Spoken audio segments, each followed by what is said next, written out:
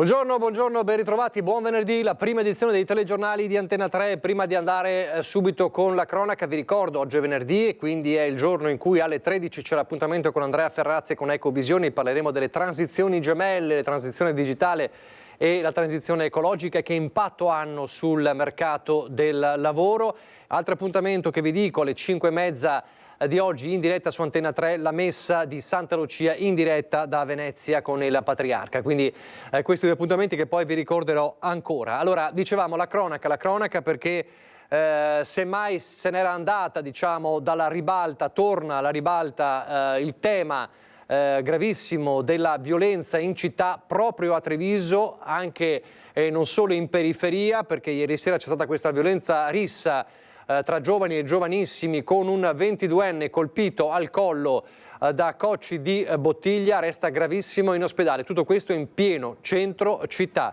E allora ovviamente le reazioni di oggi e anche le indagini con Cristiana Boit in diretta insieme a Tommaso Migotti, immagino sul luogo dove è accaduto questa tragedia. Sì Nicola, buongiorno anche da parte di Tommaso che ti mostra i segni di questa violentissima aggressione avvenuta ieri sera poco prima delle 8. Siamo nel salotto buono della città, siamo tra via Longhin per intenderci e via Castel Menardo, quindi veramente nel centro della città. Vedete, è una zona parecchio estesa, quindi è stata un'aggressione compiuta nell'arco di diversi metri. Tra l'altro tracce di sangue sono visibili sul porfido anche lungo via Longhin, prima della piazzetta che vedete alle mie spalle. Tanti sono i curiosi che questa mattina si stanno fermando per capire cosa sia potuto accadere ieri sera. Ti posso dire che sul posto ci sono anche numerosi agenti della questura, tanti sono in borghese e stanno per l'appunto indagando. Si sta indagando senza soluzione di continuità per capire innanzitutto quale sia stato il motivo scatenante, quanti siano stati alla fine i soggetti partecipanti a questa rissa. Tantissimi gli interrogativi aperti. Quello che sappiamo è che c'è questo 22enne in ospedale in prognosi riservata, ricoverato tuttora al Cafoncello. Ieri sera appariva in fin di vita. Allora facciamo così, io ho delle testimonianze da farvi sentire, ma il tempo di spostarci, mandiamo in onda il servizio e ripercorriamo la serata vissuta ieri sera, una serata concitata e drammatica che avrebbe potuto avere un esito peggiore, ulteriormente peggiore. Noi intanto ci spostiamo con Tommaso dalla nostra testimone.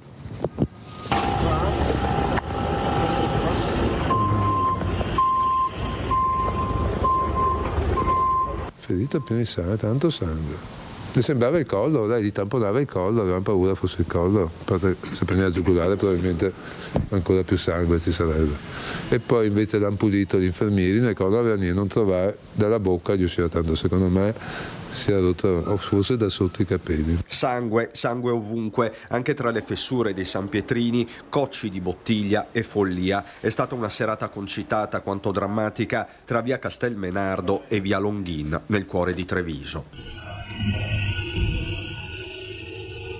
Non sono nemmeno le 8 della sera, il giovane ferito si trova a terra, 22 anni appena, è trevigiano, residente nel quartiere di Santa Bona. L'aggressione dopo una lite, una rissa dai contorni ancora incerti, che ha coinvolto tante ragazzine e ragazzini, buona parte minorenni e sotto effetto di sostanze stupefacenti. Si parla di chetamina, fiumi di chetamina acquistata nel pomeriggio da un pusher poco più grande di età arrivato da Conegliano. Difficile capire la dinamica dell'aggressione. Da una prima ricostruzione sembra che il 22enne stesse parlando con una ragazza quando è stato avvicinato da un gruppo di giovanissimi. La lite è scoppiata subito tra urla e parole sconnesse. Il giovane viene colpito forse con una bottiglia rotta e stramazza il suolo tra le auto in sosta. Alcune ragazzine restano sul posto sotto shock, per il resto è un fuggi-fuggi generale. Sul posto 3 volanti della polizia, l'ambulanza e l'automedica del SUEM 118. Ci sono anche alcuni genitori dei soggetti coinvolti, tra questi la madre disperata di un adolescente già segnata dalla droga. Il ferito gravissimo viene stabilizzato e portato al Cafoncello. Sul posto anche il primo cittadino. Sono venuto innanzitutto per capire cosa è successo, quali sono le condizioni del ragazzo. I punti certi sono pochi, se non che i protagonisti sono ragazzi giovani, le dinamiche ancora non si sanno e le motivazioni sono ancora incerte, pare riconducibile comunque a aspetti legati alla droga. Quindi grande amarezza, innanzitutto perché sono giovanissimi e poi perché c'è la droga di mezzo. Ultima, ma non perché non è importante, che c'è anche un ragazzo che adesso sta lottando tra la vita e la morte. Il 22enne si trova in terapia intensiva, ha superato la notte e la prognosi resta riservata, mentre la polizia porta avanti indagini serrate e delicatissime, vista anche l'età dei protagonisti. Lasciamo lavorare la Polizia di Stato, che ringrazio per essere intervenuti tempestivamente. Credo che i responsabili siano anche già stati individuati, però insomma adesso verranno ricostruite le dinamiche e resta tanta amarezza, perché comunque rappresentano il presente e il futuro della nostra comunità e sinceramente rappresentarlo così non credo che faccia onore né a loro né alla comunità, e quindi per il momento il sentimento che mi sta travolgendo è quello del dispiacere e anche un po' della vergogna.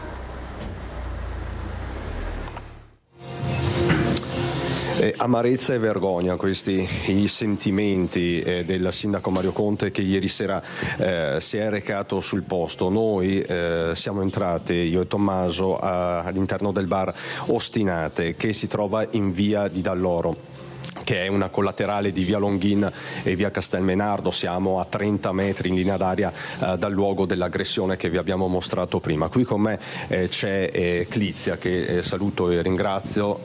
Clizia ieri sera era qui all'interno del bar, una serata come tante sembrava, Clizia. Sì, anche abbastanza tranquilla, avevo anche pochi clienti, 2 tavoli.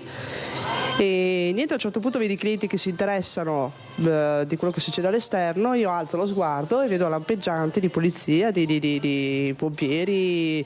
Mi sono incuriosita anch'io, cioè anche per gestire il bar, cioè volevo vedere cosa stava succedendo. Esco e vedo proprio il fuggi della polizia, che insieme alla Gazzella andavano per via Longhin, che è quella del supermercato Conad, appunto per inseguire questa gente che è scappata, questi ragazzini, si pensa.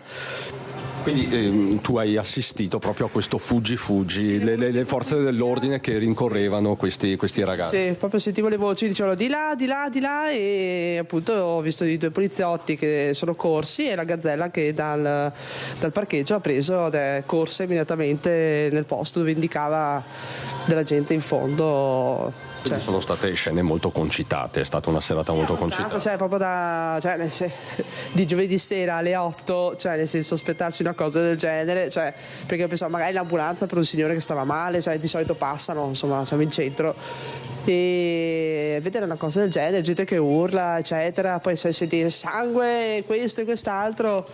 Io a un certo punto ho detto, poi io stanotte dormo in bar, tanto da bere ce l'ho, del cibo ce l'ho, io dormo in bar stanotte, non torno a casa. Sei rimasta in bar o no, poi no, sono tornata a casa, però lì nel dei clienti che sono rimasti fino alla fine. Io chiudo alle 10, poi di sera ho chiuso anche alle 9:30, data la situazione, e mi hanno aspettato fino all'ultimo. Insomma, eravate preoccupati, insomma, perché la situazione non era ancora definita.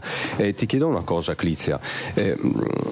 Qui parliamo di ragazzini che probabilmente erano strafatti in tarda serata. Succede, si vedono queste situazioni un po' al limite. Cioè, in questa zona, ma anche non solo ragazzini, cioè ho visto anche gente adulta in condizioni insomma abbastanza, così, cioè, Cioè, un conto è essere strafati, un conto è proprio vedere gente proprio per terra, esanime, con... Ci sono anche situazioni al limite. Sì. Perché è una zona poco sorvegliata. La persona che ho visto è anche una persona che è già stata, come si dice, presa, messa dentro, poi è uscita, tipo la ragazza che ha schiaffeggiato in Calmaggiore, ecco, quella è una di quelle persone che ho visto. Approfittano del fatto che quella zona è particolarmente appartata. Sì, appartata, proprio un luogo, oppure, cioè, oltre che appartata, anche non gestita, che so, dai proprietari dello stabile, che da quello che ho capito non è gestito, cioè è vuoto. Quindi la gente può star là, nessuno dice niente. Poi appunto succede quello che succede. So che i condomini hanno visto dalle finestre, hanno chiamato, cioè grazie ai condomini qua che hanno chiamato la polizia, che è intervenuta, eccetera, cioè grazie a queste sentinelle, insomma, che hanno sentito urlare le urla e hanno chiamato la polizia. E questo te lo posso confermare, Nicola, perché abbiamo parlato con alcuni residenti questa sera nel corso del telegiornale, sentirete anche le loro testimonianze. Per il momento grazie a Clizia del bar Ostinate, con Tommaso Migot ti restituisco la linea. Grazie a Cristian Arboit e Tommaso Migot. Allora torniamo dunque a parlare di disagio, di giovanissimi, in questo caso c'entra anche la droga, l'abuso probabilmente di droga e di droghe molto pericolose come la chetamina, e il nostro Francesco Rattai a Padova, che saluto, buongiorno, insieme a Federico Cibotto, è insieme a un volto che conoscete tutti, il professor dottor Mirko Casteller, psicologo e psicoterapeuta. C'è un convegno sul welfare a Padova, ma inevitabilmente gli chiederemo qualcosa anche di questa ennesima vicenda coinvolti i giovani. Francesco, buongiorno. Sì, buongiorno Nicola, hai ragione, l'hai presentato tu, il professor dottor Casteller, che è psicologo e psicoterapeuta. Siamo qui nella Camera di Commercio di Padova, dove si sta svolgendo il secondo giorno di quelli che sono stati chiamati Veneto Welfare Days, dei momenti di incontro sul tema del welfare aziendale declinato nelle sue amplissime svolgimenti. Ecco, tra i vari temi c'è quello del benessere psicologico, per questo il professor Casteller è qui con noi, con cui approfittiamo appunto per chiedere cosa sta succedendo a questi giovani. La vicenda di Treviso riporta alla luce, riporta questa mancanza di vero e proprio senso del limite. Siamo in presenza nuovamente del tema del senso della vita. Questi giovani non stanno nella realtà, stanno nell'irrealtà, vivono spesso molto tempo nei social e si crea una sorta di dissociazione rispetto a quelli che sono gli obiettivi della vita. Vivono anche molta depersonalizzazione, cioè si vedono fuori dei propri corpi, delle proprie menti, e come vivessero delle vite parallele. Le situazioni estreme come quelle che abbiamo sentito anche oggi, purtroppo per l'ennesima volta, sembra quasi che ormai ci stiamo abituando a questi fenomeni, a Treviso definiscono ancora una volta la necessità di intervento. Questi sono dei ragazzi che dopo il Covid sono cambiati non solo nelle relazioni sociali ma anche fisiologicamente. Se uno va a vedere la parte relativa all'ipotalamo in termini neurologici, i quindicenni di oggi hanno strutture fisiologiche diverse rispetto a quelli del passato. Sembra quasi che la reclusione in spazi stretti di quel periodo abbia modificato anche il comportamento aggressivo oltre che quello relazionale. Ecco, lo diceva lei, ma ci si abituerà a queste cose o si deve reagire? Bisogna fare qualcosa. L'assuefazione spesso è uno dei meccanismi di difesa dell'essere umano, ci si cerca di adattarsi per provare meno dolore. Qui però il tema è cercare di fare una sorta di comunità educante che non può più essere costituita dal singolo o dalla sola famiglia, ma dobbiamo avere una sommatoria di quelle che sono le relazioni sociali, i gruppi sociali nella difesa di quella che è il bene di questi ragazzi. Ecco, non dimentichiamoci che fino a 20 anni non si maturano i neuroni della ragione, ma prima c'è forte emotività, quindi anche dialogare con questi soggetti quasi sempre bisogna tenere presente che prevale l'emozione, perché un ragazzo quando si dice di andare piano in macchina lui non ascolta questo, ascolta marginalmente, perché è la brezza della velocità che stimola a livello ipotalamico l'emozione, non in corteccia cerebrale dove c'è la ragione. Ecco, quindi anche un tema di biologia nello sviluppo. Esatto, proprio neurofisiologicamente fino a 20 anni non hanno una maturazione tale per poter comprendere quelle che sono le dinamiche. Conviene usare le emozioni per orientare tali scelte. Infatti anche oggi a Treviso si è visto come uno stimolo esterno anche banale abbia scatenato un'aggressività inimmaginabile. Ecco, anche questo è un suggerimento per i genitori, cercare di puntare sulla chiave dell'emotività. Ecco, non so Nicola se hai domande da studio, se no ti restituirei la linea. Grazie a Francesco Lattai, grazie al professor dottor Castellera. Allora noi restiamo però in tema perché restano in cella i rapinatori omofobi e molti di questi, come sapete, sono minorenni responsabili di violente aggressioni ai danni di coppie gay che si appartavano nella zona industriale di Padova. Scena muta davanti al giudice, nemmeno un segno di pentimento per il loro odio riversato con ferocia verso uomini presi di mira per il loro orientamento sessuale. I due 23enni marocchini, uno di Fossò, l'altro di Vigonovo, nel Veneziano, arrestati per essere i capi della banda di rapinatori omofobi che quest'estate ha terrorizzato Padova, si sono avvalsi della facoltà di non rispondere durante l'interrogatorio di garanzia e così il giudice li ha lasciati in carcere fino a nuova decisione. Con loro è stato denunciato un altro giovane romeno e 6 minorenni che a turno e in diverse occasioni partecipavano agli assalti fingendosi addescatori delle coppie che si appartavano in via Polonia nella zona industriale di Padova. Una decina al momento le violenze contestate, assalti o meglio spedizioni punitive, come le ha definite il giudice nell'ordinanza di custodia cautelare in carcere. Una violenza inaudita e sproporzionata. La rapina era solo un aspetto secondario, alla banda interessava soprattutto riversare il proprio odio omofobo, espresso anche con insulti e minacce di morte. I referti medici delle vittime lasciano pochi dubbi: fratture nasali al volto e contusioni, oltre a ferite e l'umiliazione di essere stigmatizzati. Tra gli oggetti sequestrati, mazze da baseball, spranghe e anche gadget con svastiche. 10 i colpi tra giugno e luglio, ma potrebbero essere anche di più. Le indagini dei carabinieri continuano. La piaga dei furti, andiamo a Colceresa, nel Vicentino. Alex Giuliano con il sindaco. Che succede a Colceresa?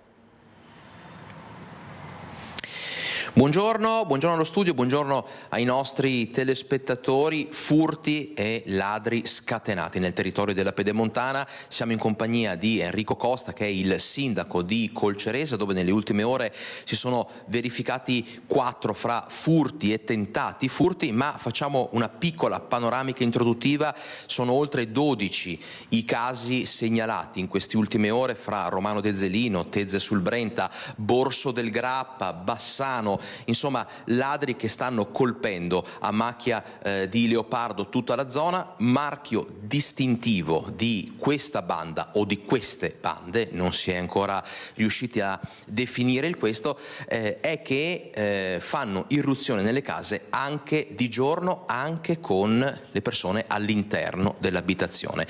Ricorderete che a Colceresa qualche settimana fa, in un weekend, si concentrarono quasi 20 furti o tentati furti.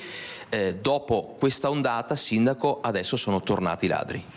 Sì, purtroppo è successo di nuovo, seppur in quantità diversa rispetto alla penultima volta, però denota che comunque questa banda o queste bande non sono tornate a casa, ma sono qui sul territorio e continuano a battere il territorio. Magari stasera saranno da un'altra zona, può essere. Quello che vedo è comunque un maggior controllo da parte delle forze dell'ordine, che ringrazio, perché stanno facendo un lavoro immane sul territorio, perché stanno coprendo un territorio molto grande e spero appunto che prima o dopo mettano le mani su queste bande di prodoni. Ecco, a Colceresa c'è una situazione un po' particolare, perché conoscendosi i cittadini hanno dato il via a una sorta di evoluzione del controllo di vicinato. Qui le cose si fanno vanno quasi in tempo reale, con una segnalazione fra residenti immediata, ma anche con una forte collaborazione con le forze dell'ordine. Assolutamente sì, questo lo dobbiamo ricordare continuamente. Evitiamo episodi, diciamo così, singoli, ma cerchiamo di coordinarci con i nostri vicini di casa. Tante volte noto che, insomma, in qualche maniera, conoscendoci tutti, tra vicini di casa, nella contrada o nella via, qualche segnalazione, ovviamente prima le forze dell'ordine ai vicini di casa può in qualche maniera dare una mano, un supporto a chi sta vicino a noi. Ecco, questo è un bel controllo di vicinato, comunque sempre in maniera coordinata con le forze dell'ordine, non a episodi, diciamo così, autonomi e senza controllo. Collaboriamo, aiutiamo le forze dell'ordine, non ostacoliamole, non appesantiamo il lavoro delle forze dell'ordine. In chiusura, velocissimi, una piccola valutazione. Rispetto all'anno scorso c'è stato un incremento del numero di furti, tenendo in considerazione proprio questi periodi. Questo crea un disagio, una paura anche nella popolazione anziana. Assolutamente sì, poi quello che fa anche un po' specie è vedere anche dalle registrazioni video come queste bande si muovono in maniera del tutto serena, del tutto tranquilla. Vuol dire che probabilmente temono anche poco le conseguenze delle loro azioni. Forse dobbiamo pensare che gli strumenti che abbiamo, le norme che abbiamo non sono più sufficienti a contrastare questi episodi. Questa è la situazione da Colceresa e dalla Pedemontana. Noi restituiamo la linea allo studio. Grazie ad Alex Giuliano. 4 giovanissime rom responsabili di borseggi e furti nei negozi sono state denunciate ieri dopo un rocambolesco pomeriggio tra le vie del centro e in un autobus cittadino. Parliamo di Padova, con loro anche un bambino di 10 anni, fatto salire in fretta e furia in un autobus per nascondere la refurtiva alla polizia locale. Le ladre erano state viste arraffare della merce in un negozio del centro per poi dileguarsi. La polizia locale aveva intercettate vicino all'università, ma loro erano riusciti a consegnare la merce rubata al bambino che era con loro. Durante la perquisizione gli agenti del locale non hanno trovato nulla, ma hanno fatto fermare il bus in Prato della Valle e hanno recuperato il bambino con la refurtiva. Ladri in azione anche nella Marca, lo sappiamo, in via Giotto, in particolare a Montebelluna. Vediamo.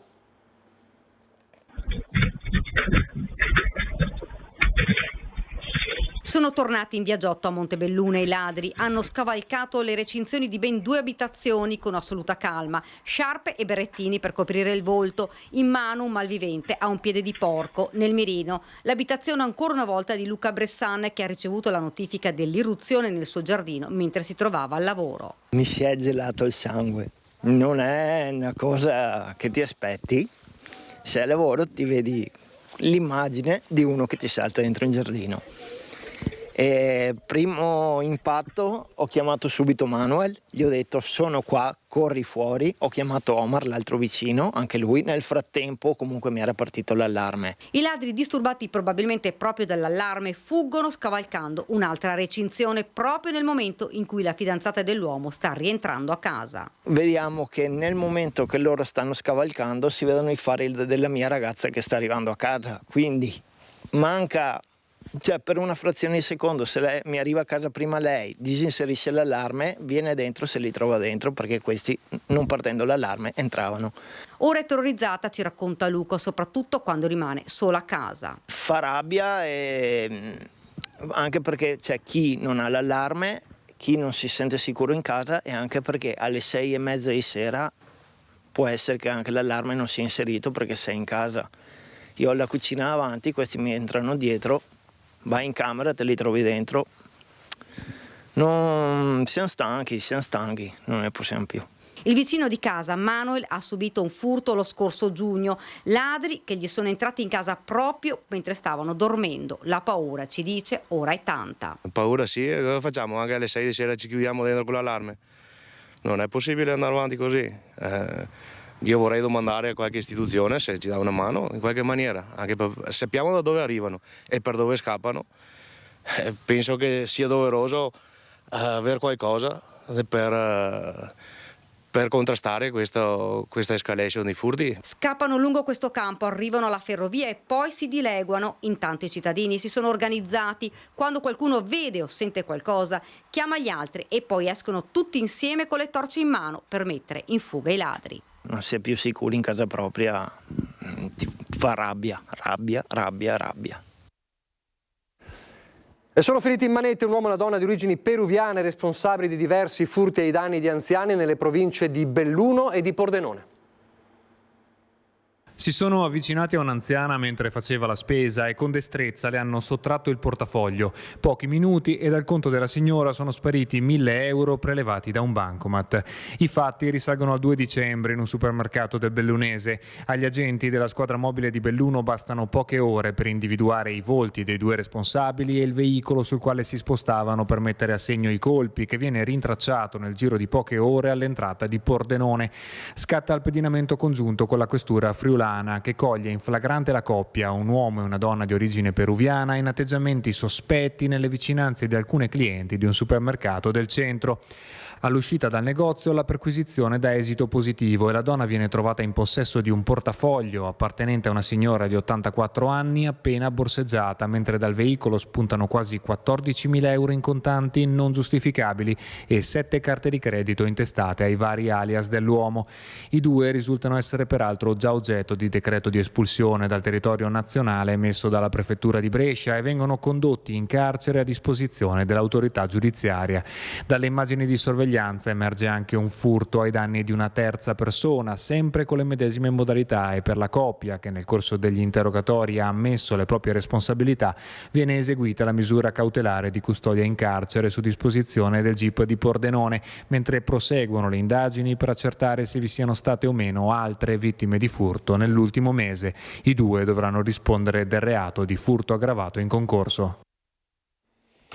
Furti, risse, rapine, il periodo natalizio tra i più difficili sul fronte della sicurezza, lo sappiamo bene, lo abbiamo raccontato. Tornando nella Marca, i carabinieri hanno rafforzato il dispositivo di controllo del territorio. Tutte le festività, il Natale in particolar modo, sono momenti impegnativi sul fronte della sicurezza. Le città si affollano di gente e maggiori sono gli spostamenti da un luogo ad un altro. Così il rischio di furti, ma anche di litigi e risse aumenta, creando preoccupazione fra i cittadini.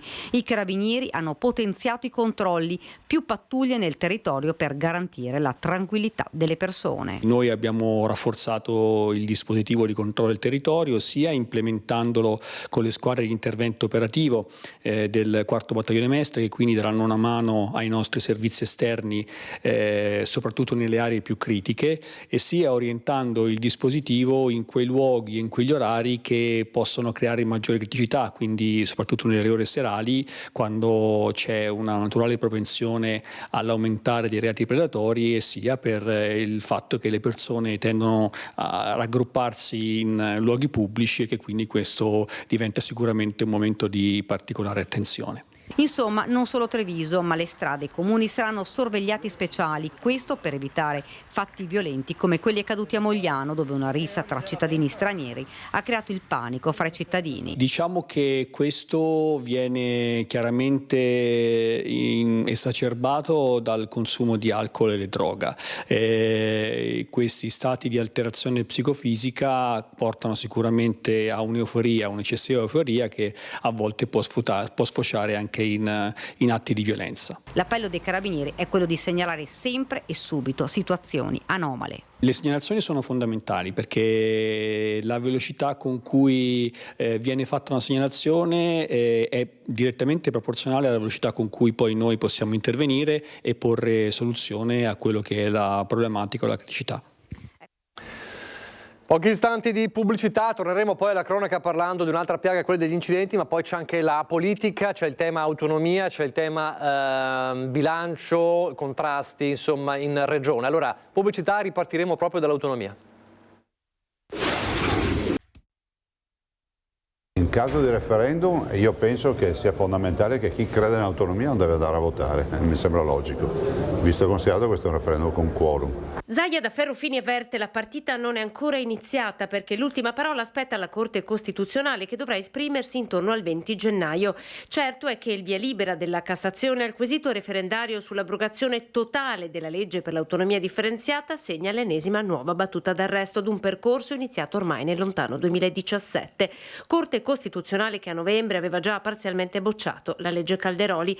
Cercheremo di capire se sarà referendum, ma al momento non lo è. Zaia va avanti. La legge è in vigore, quindi il tavolo di trattativa va avanti e comunque è un lavoro di back office che nessuno ci vieta di fare. Dopo 15 anni resta solo il fallimento. Durissimo è il segretario del Partito Democratico Veneto, il senatore Andrea Martella, che parla di percorso gestito in modo frettoloso, approssimativo e divisivo. Quello che è avvenuto con queste decisioni ci dice una cosa molto semplice: il governo dovrebbe fermarsi, dovrebbe avere il coraggio di dire fin qui ho sbagliato e riprendere un percorso corretto e serio. Abituati a colpi di scena sull'autonomia, ma pronti a salire sulle barricate. Se il presidente Zaia parla di democrazia, è la Lega ad imbracciare le armi con il capogruppo del Carroccio in regione, Alberto Villanova. Noi non possiamo permettere che il diritto dei veneti venga calpestato. Se verrà accettato questo referendum contro la riforma dell'autonomia, io credo che ci sarà bisogno di contrastarlo nel maggior modo possibile. Usa la metafora bellica anche Luana Zanella, Alleanza Verdi-Sinistra,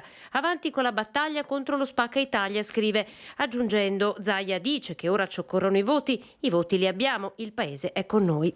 Bugie e fake news della sinistra, ribatte De Carlo, coordinatore veneto di Fratelli d'Italia, che da Treiu delinea le prossime mosse, facendo anche della destra la battaglia dell'autonomia. La destra non ha mai avuto paura né dei voti né tantomeno del referendum. Dobbiamo essere bravi ora a raccontare il perché di questa riforma, perché la riteniamo strategica. La parola finale ora spetta alla Corte Costituzionale. Mario Conte, Anciveneto, ribadisce la questione settentrionale sia centrale nell'agenda politica del governo. Credo che il settentrione oggi abbia bisogno di avere rappresentanza, peso politico per progettare, studiare, analizzare il futuro politico, economico e sociale dei nostri territori. Intanto però il centrodestra ha dei problemi in regione sul bilancio. Come era ampiamente prevedibile, Forza Italia ha strappato con la maggioranza, non partecipando al voto finale per l'approvazione della legge di stabilità regionale. Il Consiglio Veneto ha comunque approvato la manovra con 39 voti favorevoli e 9 contrari. Il dissenso di Forza Italia espresso dalla capogruppo Elisa Venturini, che dice non vuole essere una manifestazione di lesa maestà, ma un atto di coerenza rispetto a una filosofia che appartiene al nostro partito, da sempre vicino alle imprese. Cerchiamo in questa maniera di continuare a mantenere e esprimere la nostra vicinanza. Dall'altra parte c'è la reazione della Lega e del capogruppo Alberto Villanova del gruppo Liga Veneta. Ovviamente da oggi, dice, cambia l'impostazione di questa maggioranza. Non possiamo fare finta di niente, dice Villanova, dal punto di vista politico, e vediamo che una parte della maggioranza, in piena libertà, ovviamente posizione più che rispettabile, decide di prendere una strada diversa da quella che è questa maggioranza. Il vostro non partecipare al voto comunque è un allontanamento da quello che è l'alveo di questo gruppo, di questa maggioranza. Parole molto pesanti, di fatto dicendo siete fuori da questa maggioranza da parte del capogruppo della Lega rispetto al gruppo di Forza Italia. E quindi c'è un contrasto, una lacerazione forse insanabile in regione da questo punto di vista. Vedremo cosa accadrà nelle prossime ore e nei prossimi giorni. Torniamo alla cronaca. Incidenti stradali, vola contro una colonnina di distribuzione di metano, sfascia la macchina e causa una fuga di gas. È successo a proprio Bassano. In piena notte piomba sulla centralina del gas di media pressione e causa una perdita di metano. È avvenuto nella notte in viale Aldo Moro a Bassano del Grappa, nella zona del Terzo Ponte, dove un'automobile è uscita di strada per cause ancora da stabilire, volando letteralmente contro una centralina di distribuzione del metano. Lo schianto si è verificato poco prima delle 5 e ha tirato giù dal letto parecchi residenti della zona, che è densamente abitata. La conducente è rimasta ferita in modo lieve. Sul posto sono accorsi i vigili del fuoco di Bassano, che hanno messo in sicurezza la centralina fino all'arrivo dei tecnici della rete del gas. La 31enne che era al volante è stata portata in ospedale dai sanitari del SUEM, mentre i carabinieri hanno sovrinteso alla situazione del traffico. Le operazioni di soccorso sono terminate alle 6 del mattino, quando l'emergenza è rientrata definitivamente.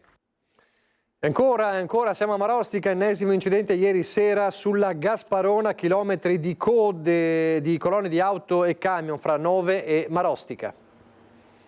Si è risolto con 2 feriti e con chilometri di colonne l'incidente avvenuto nel tardo pomeriggio di ieri sulla Gasparona, al confine fra Nove e Marostica.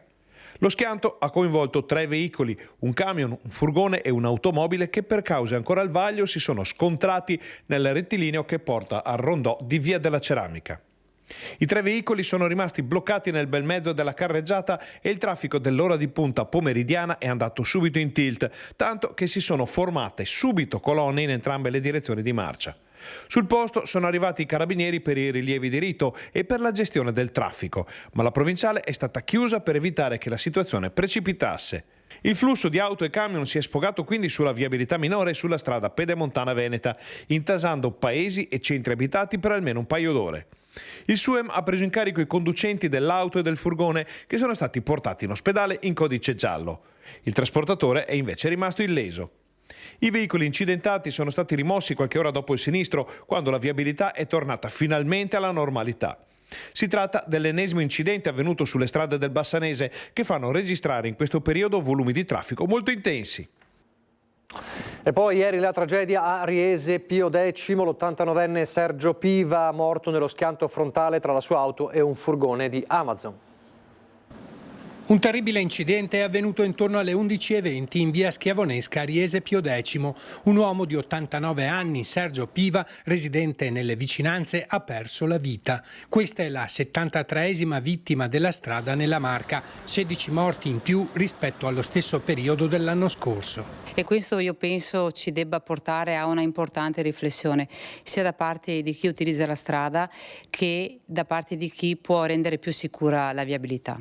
L'anziano, deceduto sul colpo, era alla guida di una Toyota Yaris che si è scontrata frontalmente con un furgone di Amazon, a quanto pare in fase di sorpasso. Dovrebbe aver sorpassato quella dell'Amazon, dovrebbe aver fatto un sorpasso azzardato e l'ha preso. Sergio Piva, affettuosamente conosciuto come Baldin, stava viaggiando con il suo cagnolino che è sopravvissuto all'impatto. Il cane è stato consegnato al figlio Stefano, venuto a conoscenza per caso della tragica morte. L'autista del furgone, un giovane di 28 anni, residente a Riese Pio X, è stato prontamente soccorso dai medici del SUEM 118 e trasportato all'ospedale Caffoncello di Treviso, dove è stato ricoverato in prognosi riservata. I vigili del fuoco del distaccamento di Castelfranco Veneto sono intervenuti per estrarre dalle lamiere sia la vittima che il ferito.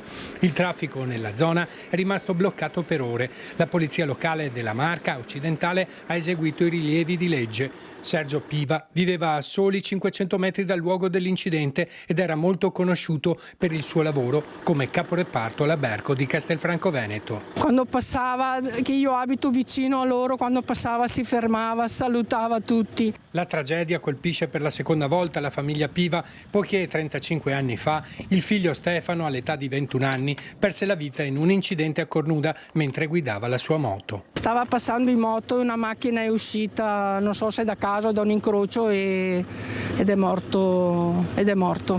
Sergio lascia la moglie Ivana Roncato, una figlia Sandra, consigliera comunale di Castelfranco Veneto, e 2 gemelli, Giovanna e Stefano, che porta il nome del fratello morto. Residenti ed amici sono profondamente scossi ed arrabbiati. Tra Riese e Vallace è un deposito di Amazon e molti ritengono che i conducenti corrano troppo, non rispettando le regole stradali. Corrono. Se corrono.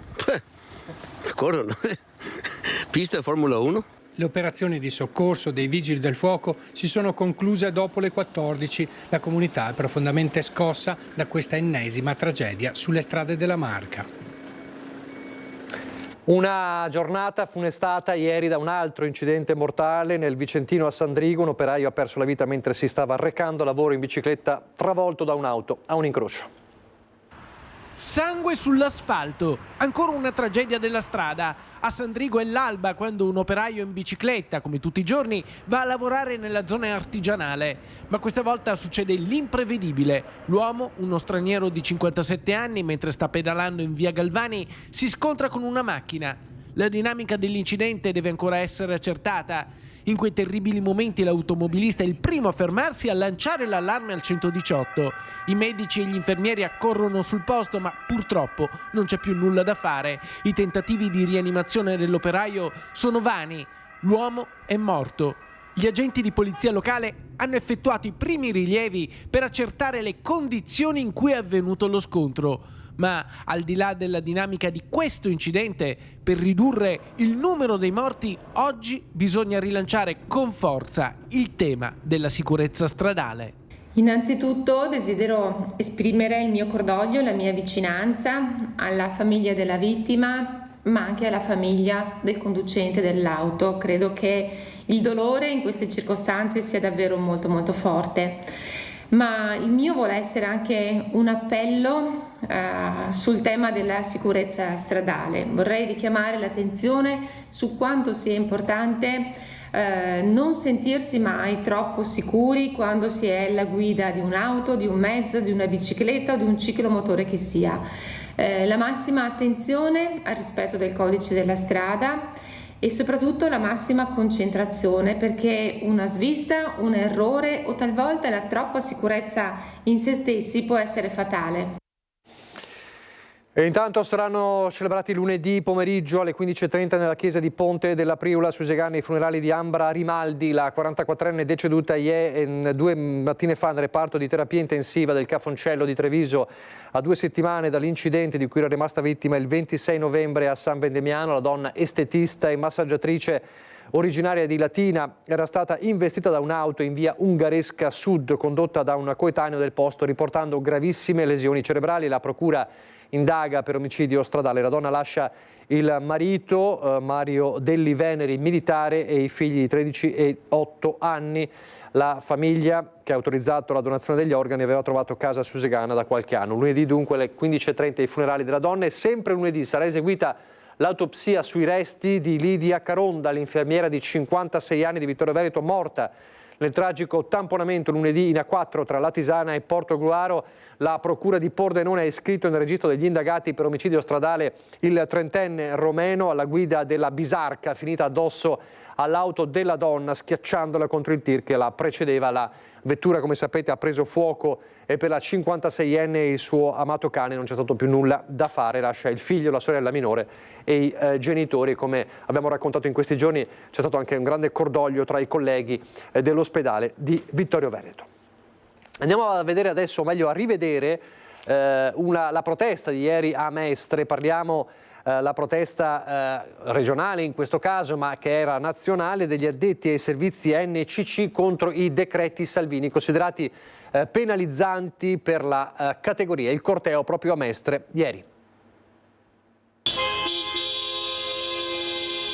Circa 500 addetti ai servizi NCC noleggio con conducente tra uomini e donne con oltre 200 mezzi stamane hanno bloccato il traffico da Mestre all'aeroporto di Tessera per la protesta nazionale contro i decreti Salvini considerati penalizzanti. La nostra richiesta è quella del blocco e dello stralcio dei decreti e riaprire un tavolo per riscrivere una norma vecchia di 35 anni, la 2192. Perché è una norma che impone ancora situazioni anacronistiche e i decreti attuativi che entreranno in vigore da gennaio non vanno ad aiutare la categoria ma la vanno a penalizzare. Dovremmo fare dei fogli di servizio elettronici già difficili, con già ovviamente delle sanzioni importanti per noi, dove vanno inseriti tutta una serie di dati che rimangono non si sa dove e quindi c'è una violazione della privacy. Tanti clienti che non vogliono essere monitorati ovviamente preferiranno usare altre tipologie di servizi. Ci aspettiamo che ci sia fondamentalmente un passo indietro da parte del Ministero o che perlomeno i vari TAR blocchino questo scempio dell'attività. Questo, denunciano, è solo uno degli aspetti penalizzanti per cui una delegazione si è anche recata dal prefetto spiegando cosa stia accadendo. Abbiamo 160.000 persone che lavorano con noi, sono dei padri di famiglia, delle madri di famiglia, sono dipendenti delle aziende di NCC. Il 2 gennaio non lo so, andremo a suonare il campanello al Ministero dei Trasporti chiedendo dove dobbiamo andare a lavorare. Tra le associazioni che hanno dichiarato la mobilitazione anche Confartigianato Veneto, che si è appellata alla Regione. Noi in Veneto in particolare abbiamo la legge regionale che ha ottemperato alla legge nazionale. La 2192 è la legge nazionale, la legge quadro. Il Veneto si è dotato della 2296 e in più ha fissato i bacini, quindi ha deciso tot licenze distribuite nelle varie province e da qui nei vari comuni. Quindi noi siamo stati virtuosi, quindi per quello chiediamo eventualmente di sganciarci dalla legge nazionale e poter dialogare con la Regione Veneto. Un'altra protesta, quella di via Castellana, siamo sempre nel veneziano, Trivignano, la protesta con l'attraversamento della strada molto lentamente creando disagi al traffico per un'ora, i pensionati di Trivignano che si battono contro la chiusura dell'ufficio postale, come sapete nel piano di chiusura di uffici previsto da Poste Italiane. No a chiusure imposte, il Paese vuole le poste. Una passeggiata lenta quanto basta per richiamare l'attenzione, provocare un po' di disagio agli automobilisti e qualche colpo di clacson e soprattutto sollecitare Poste Italiane. L'ufficio di Trivignano è stato chiuso per lavori qualche mese fa e non ha più riaperto, si lamentano i residenti. Per i 2500 abitanti di questa municipalità le poste sono quasi un servizio sociale. Ad esempio gli anziani non possono andare in uffici lontani a ritirare la pensione, troppe le difficoltà di spostamento. Siamo giustamente arrabbiati, direi, è un servizio civile che ci aspettiamo, un servizio importante per il Paese. È importante averlo soprattutto per gli anziani che non hanno nessuno che va a fare le loro commesse. Ce le hanno chiuse d'improvviso e riaperte più, che non sappiamo neanche bene perché, insomma, perché era molto molto utile. Dobbiamo andare a Zelarino o a Martellago per prendere i soldi, io sono mezzo zoppo. È una protesta che deve arrivare alla sede centrale di Poste per far capire quanto importante è la sede delle Poste, quanto importante sono le persone.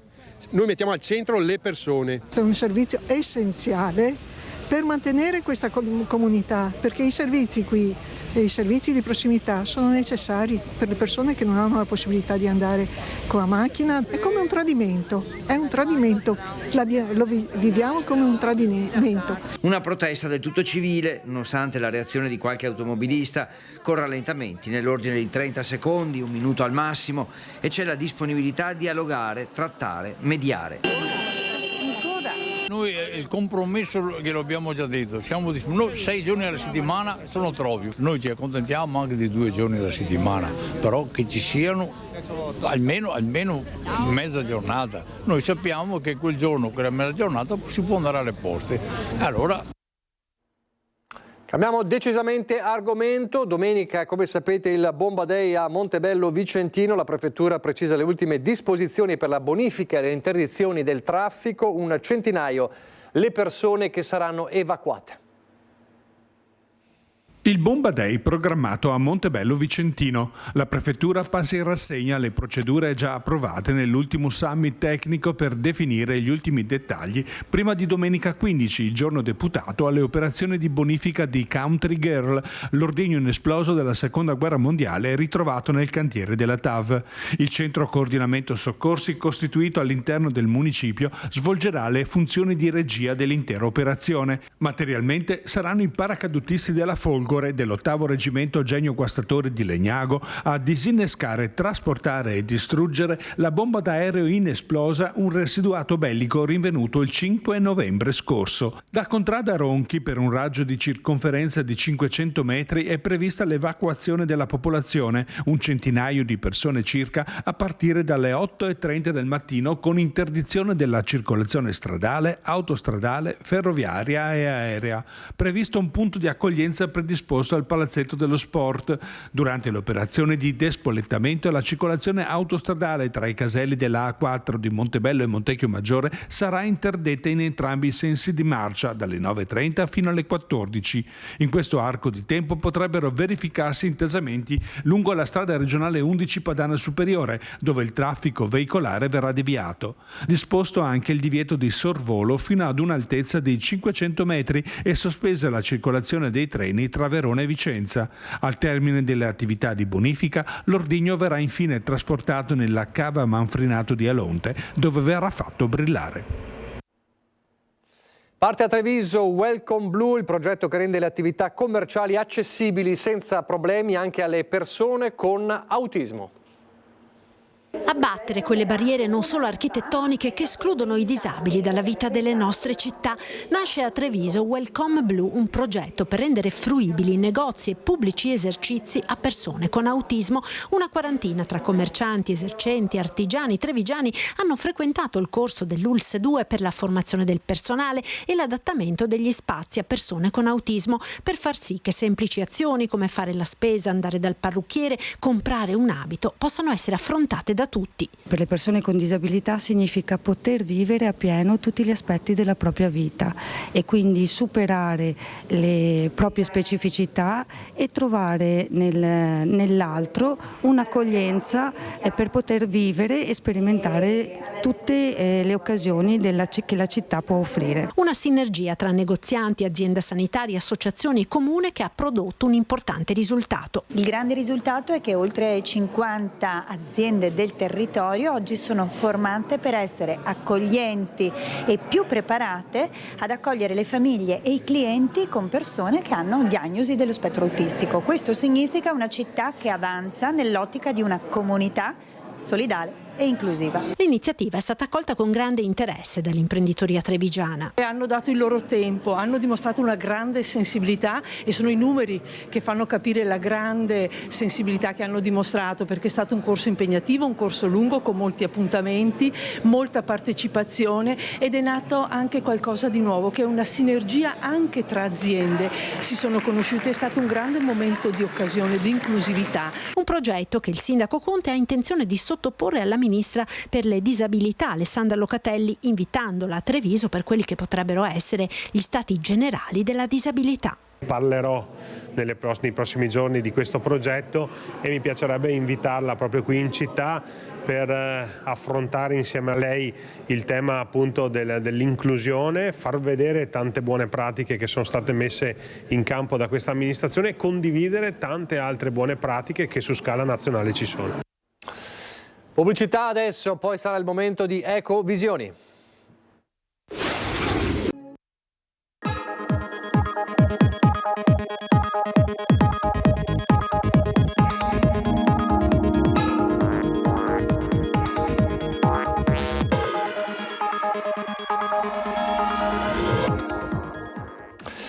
Eccoci, Ecovisioni, idee per un mondo nuovo. Mai come oggi il sottotitolo di questo nostro spazio è importante e sottolinea la necessità di capire come trovare una strada per non subire le novità, le transizioni, ma governarle. Torniamo a parlare delle transizioni gemelle, le twin transitions, la transizione green, ambientale e quella digitale, che vanno di pari passo, e il loro impatto sul mercato del lavoro può essere un impatto importante, ma va governato bene, e in mezzo a questo restiamo ancorati alla realtà recente, ai fatti di questi giorni, di queste settimane, perché strettamente legato a questo è anche ovviamente quello che sta succedendo in Stellantis, quindi il mercato delle automobili. Allora ringrazio per essere con noi come sempre ogni venerdì Andrea Ferrazzi, buongiorno.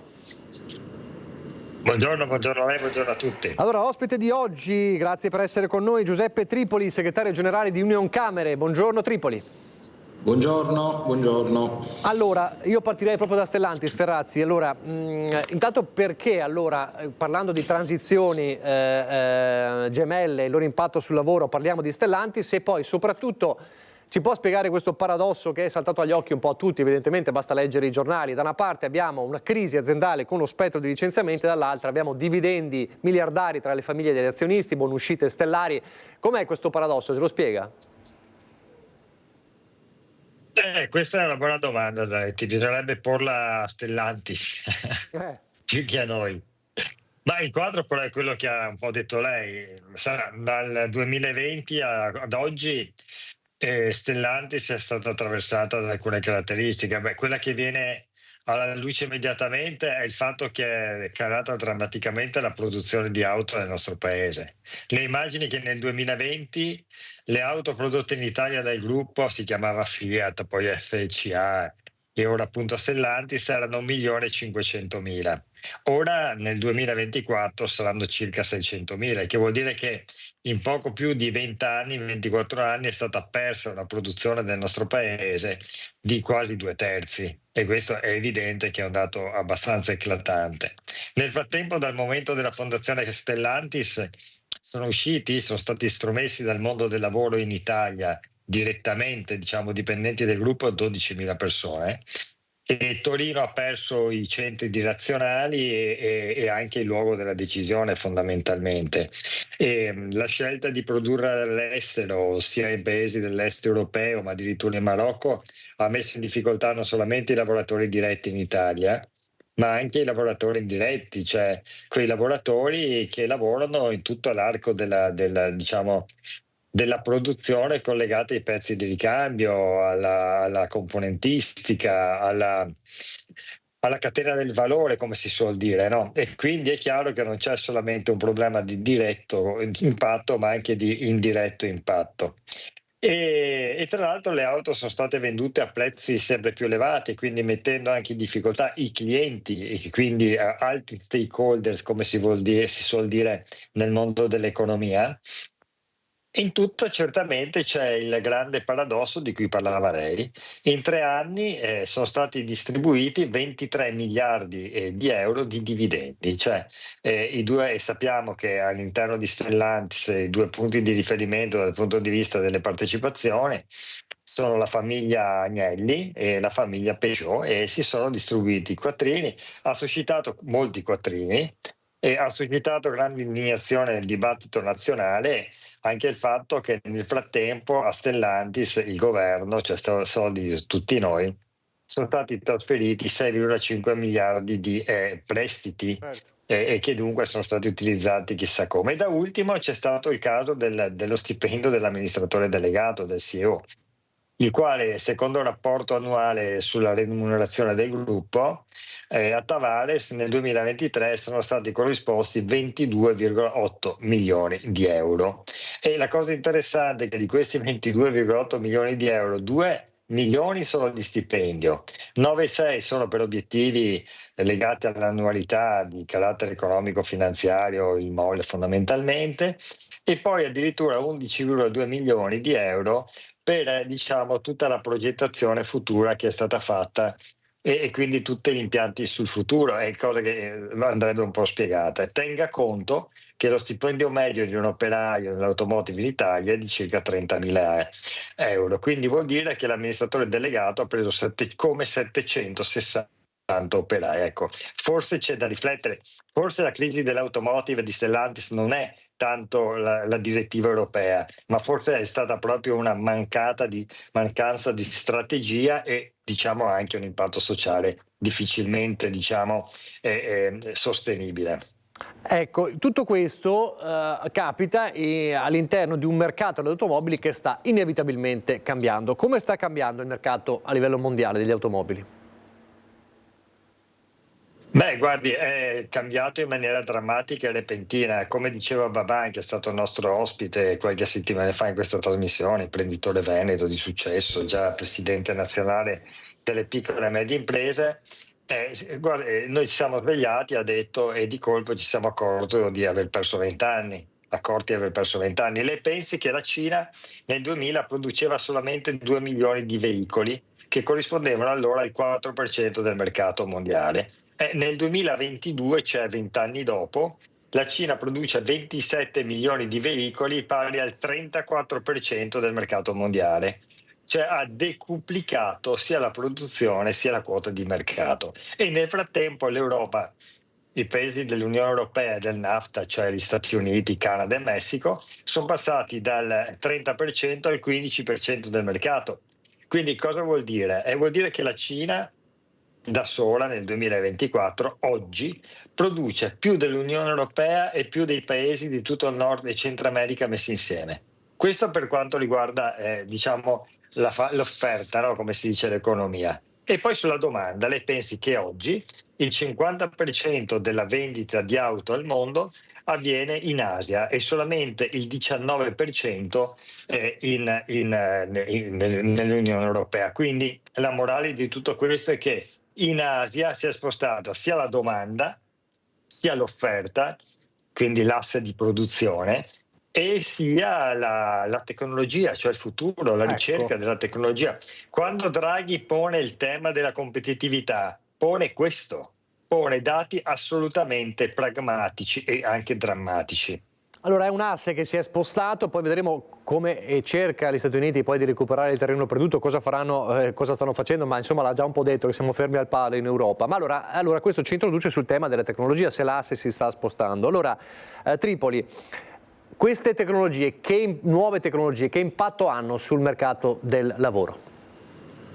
Enorme. Le tecnologie hanno sempre un impatto enorme sul sistema produttivo e sul mercato del lavoro, lo hanno sempre avuto ed è la loro caratteristica. Cambia il modello di produzione, cambia il modello di lavoro, cambia il modello in cui tutta la società è organizzata attorno alla produzione e al lavoro. Noi in questi anni abbiamo visto la rapidità con cui le tecnologie e le novità tecnologiche si sono succedute le une alle altre. Questo è l'aspetto veramente rilevante rispetto al passato, la rapidità dei cambiamenti. E abbiamo visto come questo ha impattato sul mondo del lavoro. Pensate che per esempio solo l'uso del web, che ormai è una tecnologia consolidata, certamente non è innovativa, ha creato modalità di lavoro per cui in Europa sono circa 28 milioni le persone che per esempio utilizzano le piattaforme digitali per lavorare, 28 milioni su 210 milioni circa di lavoratori dell'Unione Europea, ma soprattutto poi ha determinato il fatto che ci siano competenze che devono essere acquisite rapidamente, capacità lavorative, saperi, know-how che non erano previsti che ci fossero e che invece bisogna che i lavoratori acquisiscano rapidamente. L'Ocse stima che per l'Italia, per esempio, solo 1 su 5 abbia competenze adeguate alle richieste di lavoro che vengano fatte adesso. E poi cambia ovviamente soprattutto nell'uso adesso delle tecnologie legate all'intelligenza artificiale e a quant'altro sta per venire, pensate alle biotecnologie. L'intelligenza artificiale sarà sicuramente un cambio perché interviene sul campo proprio delle persone, che è la capacità di creare rapporti logici e organizzare in modo logico le cose, organizzare i dati e organizzare i pensieri. Ecco, questo cambia tanto, cambia veramente il modo di lavorare e riorienta tante attività lavorative. Io credo che non sia giusto, come spesso si dice, che il lavoratore perderà il lavoro per l'intelligenza artificiale, ma certamente il lavoratore ha la possibilità di perdere il lavoro se c'è un lavoratore che sa usare l'intelligenza artificiale. Questo è il vero discrimine. Non è tanto l'intelligenza artificiale, ma l'uso dell'intelligenza artificiale che cambia. Ecco, in gergo tecnico si dice, adesso magari ce lo può spiegare meglio, che c'è un mismatch nel mercato del lavoro, che è tradotto diciamo in termini semplici, una mancata corrispondenza, no? Di domanda e offerta del lavoro. Cos'è che causa questo mismatch oggi? Allora, il mismatch è un fenomeno che ormai è all'onore della cronaca da alcuni mesi in Italia, cosa che non accadeva nel passato. Perché non accadeva nel passato? Perché il fenomeno è solo italiano? No, il fenomeno non è italiano, il fenomeno è globale ed è legato soprattutto a quell'aspetto che dicevo prima, che è il cambio delle tecnologie e quindi delle modalità con cui si lavora. In Italia è particolarmente avvertito perché nel giro di pochi anni la difficoltà a trovare lavoratori, questo vuol dire mismatch, la difficoltà che le aziende, i datori di lavoro hanno a trovare lavoratori che abbiano le competenze adeguate per i nuovi mestieri e le nuove professioni che essi devono svolgere. Ecco, questa difficoltà è diventata esplosa tra prima il Covid, quindi il 2019 e gli anni odierni, 2024. Se prima c'era un'azienda che aveva una difficoltà, che trovava una difficoltà a trovare un lavoratore ogni 4 occasioni di lavoro che offriva, adesso le aziende hanno difficoltà a trovare lavoratori in un caso su 2. Questo vuol dire che veramente questo ritardo nel trovare i lavoratori al Paese costa circa 40-45 miliardi di euro l'anno. Questo è un dato impressionante. Allora, è un fatto italiano, solo italiano? No, noi siamo in buona compagnia della Gran Bretagna, della Germania, del Giappone, anche degli Stati Uniti. Da noi il problema è più acuto, oltre che per la rapidità con cui è esploso, per un fatto che è da noi ancora più acuto che in questi paesi che vi citavo, che è il tema demografico. In Italia non solo ci sono meno persone con le competenze giuste, ma ci sono proprio meno persone che si presentano sul mercato del lavoro, anche perché molti giovani vanno via. Ecco, allora mi aggancio anche a questo elemento, ma quindi mancano le competenze, però ci sono i giovani che magari hanno competenze che vengono sfruttate da altri. Com'è che funziona? E soprattutto, diceva lei, se ne vanno dall'Italia, qualcuno richiede le loro competenze, quindi vuol dire che le competenze ci sono ma non vengono sfruttate appieno qui, è questo il concetto? Le competenze ci sono, ma non sono sufficienti per i mestieri dei prossimi anni. Noi abbiamo un osservatorio sul mercato del lavoro che ci dice che, per esempio, da qui si chiama Excelsior, è ben noto, che da qui ai prossimi 4-5 anni serviranno almeno 3 milioni di lavoratori che sostituiscono quelli che vanno in pensione, più quelli che si aggiungeranno se dovesse crescere il mercato del lavoro. Almeno 3 milioni di persone vanno in pensione nei prossimi 3-4 anni. Ecco, questo determinerà ovviamente la necessità di sostituirli, e per sostituirli serviranno per i 3/4 dei casi persone che abbiano competenze digitali, dicono le imprese, che abbiano competenze nel settore green, tutte competenze che oggi non ci sono. E poi non basteranno i laureati. Mancheranno ogni anno almeno 30.000 laureati, soprattutto nelle discipline STEM. Ecco, allora c'è un problema proprio di carenza non solo di persone ma di competenze giuste, e questo dipende anche da come è strutturato il rapporto tra il sistema della formazione e dell'educazione, della scuola, dell'università, degli ITS e il mondo del lavoro. Allora, Ferrazzi, torno da lei. Torniamo sulla questione specifica del mercato delle automobili. Questo è lo scenario, diciamo, che ci ha prospettato Tripoli, insomma, che è abbastanza significativo. In tutto questo scenario abbiamo, come diceva lei, un asse anche non solo della produzione ma anche delle nuove tecnologie che si è spostato in Asia. Che succede negli Stati Uniti? Cosa stanno facendo gli Stati Uniti per recuperare questo gap?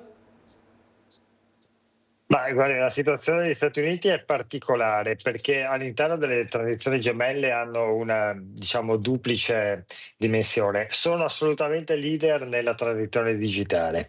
Se lei va a vedere, per esempio, nel mercato dell'intelligenza artificiale, i 5 grandi player a livello mondiale sono tutti 5 statunitensi, da OpenAI a Meta, a Google, a Microsoft, a Amazon, e sono i grandi player del presente e soprattutto del futuro. Quelli che hanno investito per tempo in ricerca, in tecnologia, in sviluppo, e tenga in considerazione il fatto che la grande ricerca sull'intelligenza artificiale viene fatta oggi al mondo da realtà private, e sulla transizione digitale, quindi che comprende l'intelligenza artificiale ma va anche oltre, il nostro paese, l'Europa intera, è in drammatico ritardo. Lei si ricorda quando siamo andati con questa trasmissione a visitare il supercomputer Leonardo a Bologna? Nel Tecnopolo, uno dei più grandi computer, più potenti computer al mondo, il supercalcolo. Ebbene, lì il presidente e il direttore generale del Tecnopolo ci hanno raccontato come questo supercomputer sia di tecnologia, sia software che hardware, totalmente statunitense.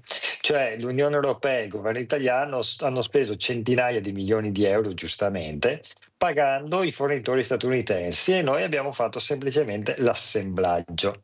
Allora capisce che essere indietro in questi settori è drammatico, e abbiamo oggettivamente perso molto tempo, e si tratta di recuperarlo, cosa non facile ma cosa da fare. Diversa invece è la situazione degli Stati Uniti per quanto riguarda la transizione green, perché la transizione green invece vede fondamentalmente la Cina come capofila. La Cina ha investito nell'elettrico, ha investito nelle batterie, ha investito nella produzione di rotatori per le turbine delle pale eoliche, per i pannelli fotovoltaici, e ha investito per tempo nelle auto elettriche, che coprono un mercato significativo nel mercato appunto cinese e asiatico in generale. E quindi che cosa hanno fatto gli Stati Uniti? Beh, con l'amministrazione Biden hanno fatto un grandissimo investimento in quello che si chiama l'Inflation Reduction Act, che non riguarda per nulla l'inflazione, ma riguarda fondamentalmente la transizione ecologica, in parte digitale, ma soprattutto ecologica, di tutta l'economia statunitense. Quindi centinaia, anzi migliaia di miliardi di dollari messi a disposizione del mercato interno per aiutare la trasformazione industriale di quel paese. Talmente impattante questa transizione, questi investimenti, questi aiuti fiscali di vario tipo che sono stati dati, aiuti di mercato, che sono state anche molte le aziende europee che hanno sfruttato e stanno sfruttando queste agevolazioni, chiudendo la produzione in Europa e andando a aprirla negli Stati Uniti.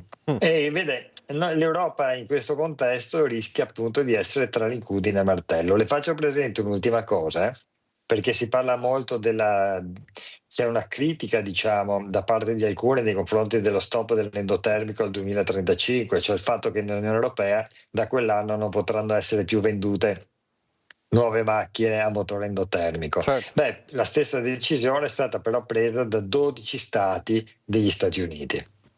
Ecco, nel frattempo stavamo vedendo proprio le immagini del supercomputer Leonardo che è stato protagonista di una delle nostre puntate. Allora, vi faccio capire bene, io sono l'uomo della strada. Abbiamo gli Stati Uniti che sono diciamo all'avanguardia per la transizione digitale, un po' meno su quella green. La Cina invece che è avanti su quella green, un po' meno digitale rispetto agli Stati Uniti o allo stesso livello? No, gli Stati Uniti sono più avanti, la Cina però sta facendo investimenti anche allora, ci sono questi due player che corrono e noi siamo in mezzo e siamo indietro su tutti e due, questo è il concetto. Questo è il concetto, sì. E come si recupera questo gap? Rischiamo di fare il vaso di coccio, no? Ecco, esatto, proprio plasticamente si vede proprio la cosa, l'incudine del martello. Come si recupera questo gap, se è possibile recuperarlo? Io voglio sperare di sì. Beh, bisogna innanzitutto evitare di spendere i soldi semplicemente per mantenere lo status quo. Ecco. Cioè, chi immagina che difendere il lavoro oggi vuol dire fotografare l'esistente, mantenerlo, magari con slogan elettoralistici perché porta qualche voto in più, non ha capito niente. Il mondo del lavoro non si difende solamente difendendo il lavoro di adesso, si difende difendendo il lavoro di adesso, ma soprattutto costruendo le condizioni perché ci sia il lavoro di domani. Come diceva Tripoli, noi abbiamo un gap da superare tra le competenze necessarie qualitativamente nel futuro per essere competitivi e quelle che abbiamo oggi. E aggiungo, e lo diceva anche Giuseppe Tripoli adesso, anche quantitativamente. Questa mattina ho partecipato alla presentazione dei dati dell'ASVIS sul rapporto territorio, c'era anche il presidente dell'Union Camera appunto, e Andrea Prete, il quale ha portato i dati sulla drammatica mancanza di forza lavoro del nostro paese. Non c'è solo un problema, come giustamente diceva Tripoli, che nei prossimi anni ci saranno milioni di italiani che vanno in pensione, ben per loro, ma c'è il problema di mancanza di persone, la crisi della natalità e il problema è che non abbiamo le persone quantitativamente e anche qualitativamente, sarà un gap difficilissimo da superare. E poi cosa deve fare l'Europa? Deve spingere tantissimo quindi sull'innovazione e sulla ricerca. Se vuole poi possiamo anche vedere appunto cosa ha fatto l'Europa in questi anni sull'automotive, perché sarebbe interessante, no? Quindi l'Europa poi deve stare unita, perché è di ogni evidenza che nessun paese singolarmente preso può minimamente immaginare di essere competitivo sul mercato internazionale. Deve guardare in faccia la realtà senza raccontare, mi consente una parola, le balle che la colpa è della Commissione europea piuttosto che di altri paesi, piuttosto che degli altri brutti e cattivi. I cinesi saranno brutti e cattivi, ma dal punto di vista tecnologico sono buoni e bravi. Quindi il tema nella competizione internazionale non è quella di cercare di fermare l'evoluzione con le mani nude, ma è quella di agevolare la competitività nostra.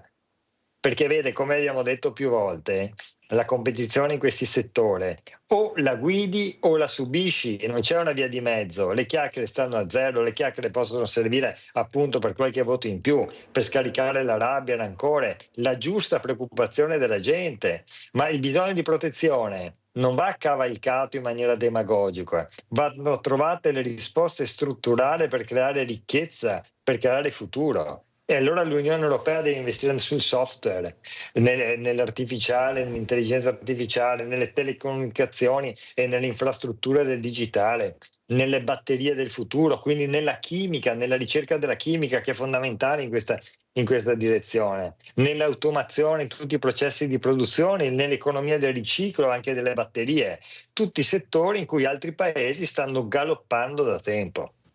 Fuori dalle ideologie. Allora Tripoli, restiamo su quella slide, ringrazio la regia, che era la slide sul trattenere le competenze, perché poi la chiave è quella, no?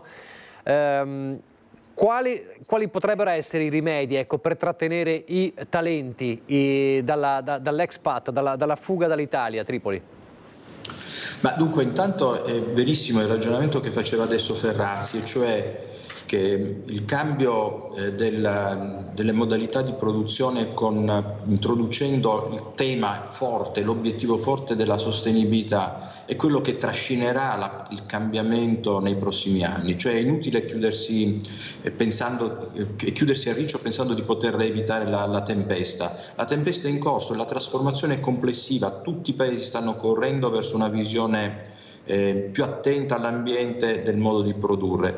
O ci collochiamo sulla frontiera dell'innovazione in questo campo, come dice Draghi peraltro nel rapporto, che sottolinea per esempio che l'Europa avrebbe da perdere se si tirasse fuori. Certo, serviranno tanti soldi, tante risorse per poterlo fare, ma se ci tiriamo fuori non avremo futuro. Pensate per esempio al discorso che sempre Draghi faceva sul fatto che su tanti brevetti l'Europa è in testa, il 70% dei brevetti delle clean technologies, cioè delle tecnologie legate all'ambiente, sono europee. Ecco perché dico questo, perché anche per trattenere i talenti in azienda noi vediamo che ci sono tante componenti, tanti elementi, c'è soprattutto ovviamente un tema che riguarda le modalità di lavoro e quindi le condizioni di lavoro, certamente il salario. Noi abbiamo salari più bassi rispetto ai paesi con cui ci confrontiamo. Certo c'è un aspetto che dipende dalla produttività, ma c'è un aspetto da cui dipende la produttività, e cioè non è solo il fatto che tu non puoi dare lo stipendio adeguato perché la produttività è più bassa che negli altri paesi.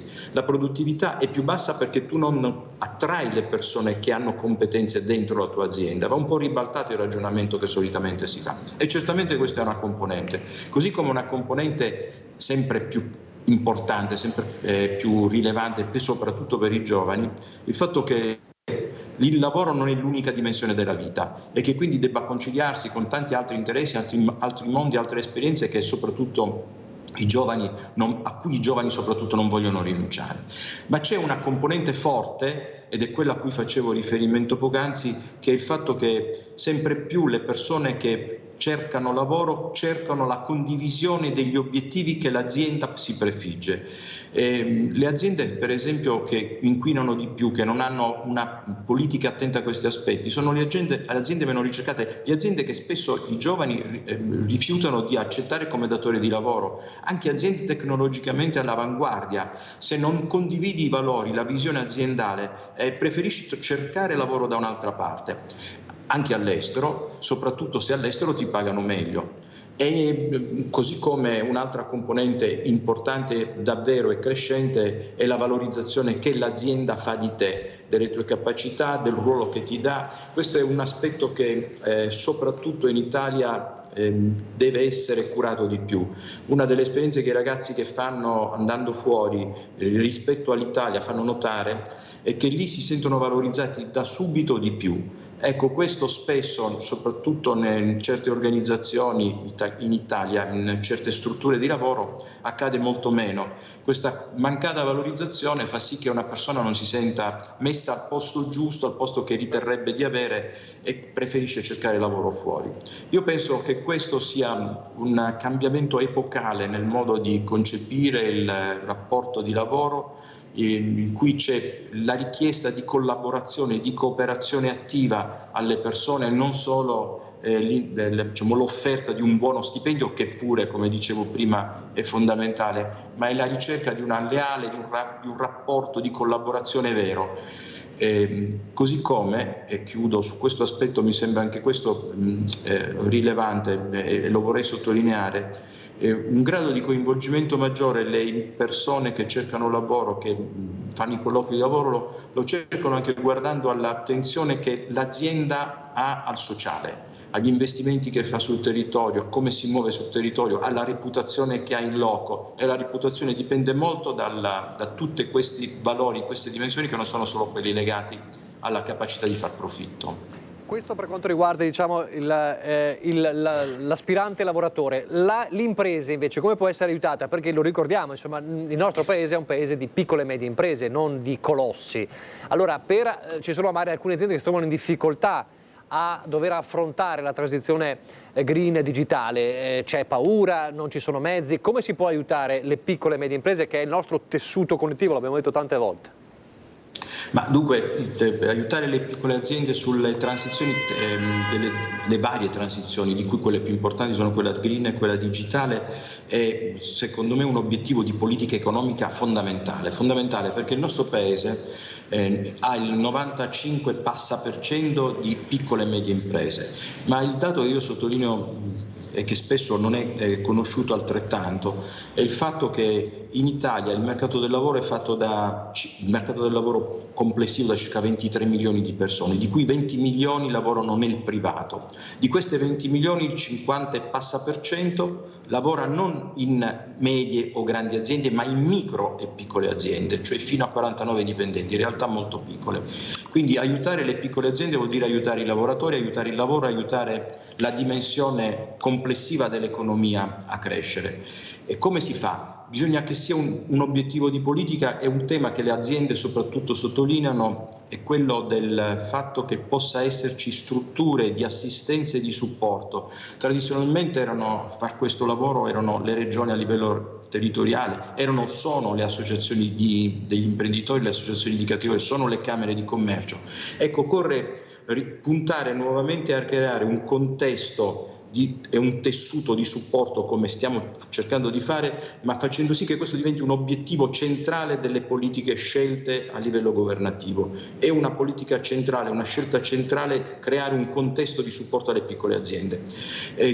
Tra l'altro le piccole aziende, torno al tema del lavoro, sono quelle che in questi anni si sono più rese conto del tema delle competenze e della perdita che hanno perdendo le competenze. Sono quelle che hanno aumentato, accelerato per esempio la crescita di contratti a tempo indeterminato, perché in una piccola azienda un lavoratore che è fidelizzato, che si sente parte della stessa azienda, è un bene fondamentale, un asset fondamentale dell'azienda, non è appena un bene sostituibile con un altro bene. Quindi il tema del lavoro è fondamentale per le aziende, così come il tema del supporto alle aziende per fare le transizioni. Ferrazzi, chiudo con lei perché siamo in chiusura. Cosa impariamo da oggi?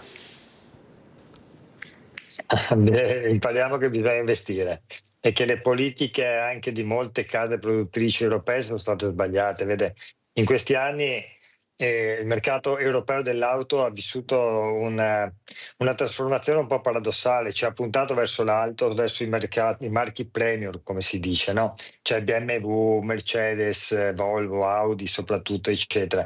Pensi che dal 2001 al 2021 queste auto di grossa dimensione, grossa taglia, di grossa cilindrata sono aumentate nel mercato europeo del 50%, a danno dei generalisti, quindi a danno di Peugeot, di Citroën, di Fiat e via dicendo.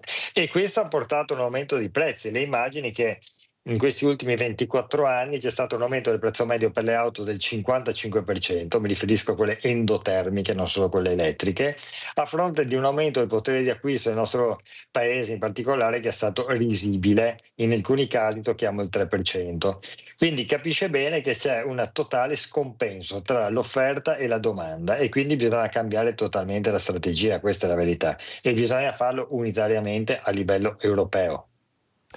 Benissimo, allora io ringrazio intanto Giuseppe Tripoli sicuramente, segretario generale di Unioncamere, per essere stato con noi, molto chiara e precisa la sua analisi. Grazie ovviamente ad Andrea Ferrazzi. Allora Ferrazzi, la prossima è la puntata, l'ultima puntata del 2024 e parleremo di energia alternativa, è così? Sì, noi ci troveremo venerdì prossimo con una eurodeputata, Annalisa Corrado, che è nella commissione della transizione appunto a Bruxelles, a Strasburgo, quindi ci spiegherà bene come stanno andando le trattative sulle grandi questioni europee. E poi riprenderemo dopo le vacanze natalizie con Luca De Carlo, che è il presidente della Commissione Agricoltura del Senato, e con lui ragioneremo invece della transizione, l'impatto nel mondo del cambiamento climatico nel mondo dell'agricoltura, che anche in Veneto, in tutto il Triveneto, tutti i nostri amici e amiche che ci ascoltano, è assolutamente importante, e colgo l'occasione naturalmente di fare gli auguri a tutte le famiglie che ci stanno seguendo. Allora, ma lei la prossima volta viene in studio o in Skype? La prossima volta verrò in studio, quindi allora lo faremo anche in diretta, bene in gli presenza. auguri e le offro il caffè, il meraviglioso caffè di Antena 3. Benissimo. Molto bene. Allora, la prossima settimana con Andrea Ferrazzi, io vi lascio al meteo e poi al film Il favoloso Andersen dopo il documentario. Arrivederci.